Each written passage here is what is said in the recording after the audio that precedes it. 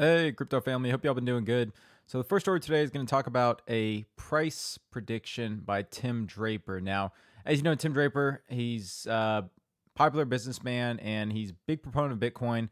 And he's been saying Bitcoin is going to reach $250,000 for a while now. He said that by 2022, it'll be $250,000.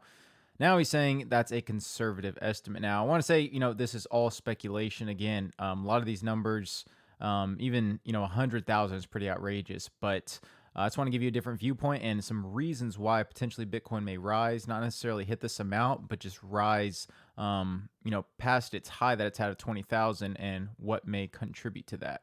So it says major Bitcoin bull Tim Draper now thinks his own prediction that Bitcoin price will hit 250,000 by 2022 may be understating the power of Bitcoin.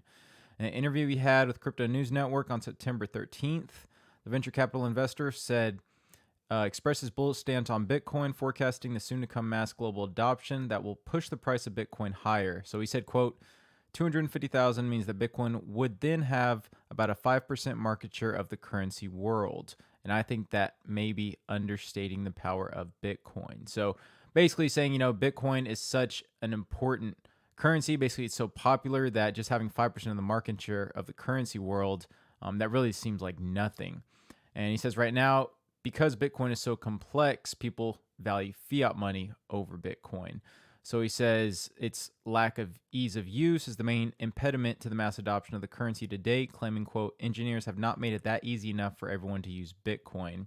He says, however, in the longer term, people have Bitcoin as the currency of choice because fiat currencies are subject to political influence due to its centralized nature, and that will depreciate in value due to a natural inflation rate. So this is the biggest thing I want to point out here. So the manipulation and the subject to political influence. So as you know, whenever something big happens in the world, fiat is very susceptible to that, and it's very manipulated in the political spectrum. And again, it's subject to inflation, things that Bitcoin is protecting against. Bitcoin is decentralized.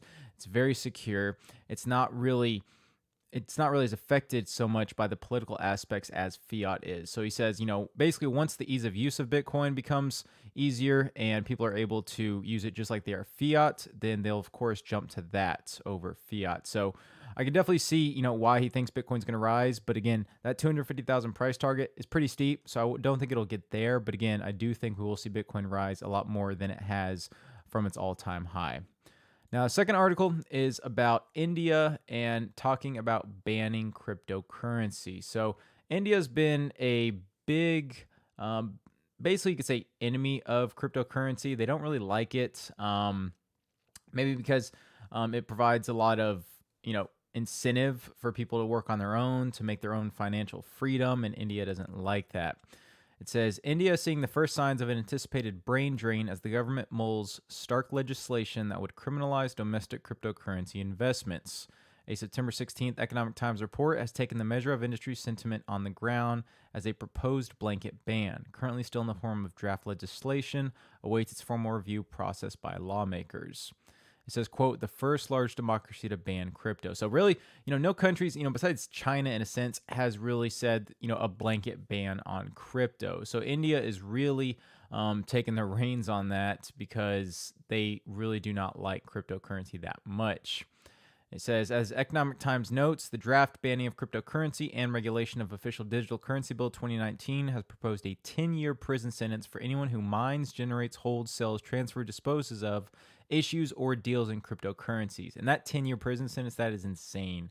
It says the severity of the proposed penalty and the extreme position reflected in the document, whether or not in what form eventually becomes national law, is already prompting local crypto businesses to take preemptive measures to protect themselves. So talks about in here, a lot of local businesses are basically saying how it's going to affect them and how they're moving their business outside of India to Estonia or other countries that will not affect them, they can not get in trouble with. And then again, a lot of CEOs of well-known Indian exchanges are speaking out against this, basically saying that, they're really an enemy of pioneers. And it says, quote, the first large democracy to ban an innovative technology such as crypto. So India is definitely missing out on this.